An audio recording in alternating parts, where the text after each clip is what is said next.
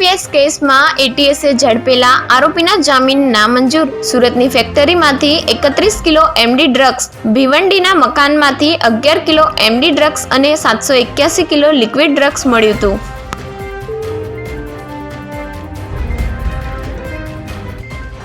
અમદાવાદના નિવૃત્ત શિક્ષકને પરિવાર સાથે 8 દિવસ ડિજિટલ એરેસ્ટ કર્યા। પોર્નોગ્રાફી, મની લોન્ડરિંગ કેસથી ડરાવી ફસાવ્યા।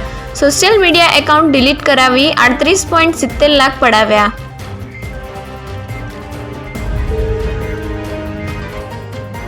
ગાંધીનગરના બૈયલમાં ગરબામાં પથ્થરમારો, આગ ચંપી। ટોળાએ દુકાનમાં ઘૂસી તોડફોડ કરી સ્થિતિ કાબૂમાં લેવા પહોંચેલી પોલીસ પર પણ હુમલો।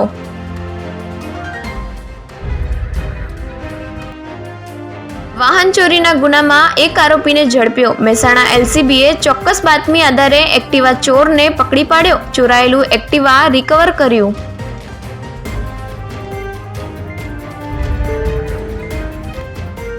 ક્ષત્રિય સમાજની બહેનોએ જીપમાં તલવાર રાસ રમ્યો। ત્રીજા નોરતે ખેલૈયાઓએ મસાલ સાથે સળગતી ઈંઢોણી અને ગરબો લઈ શૌર્ય રાસની જમાવટ જમાવી હતી।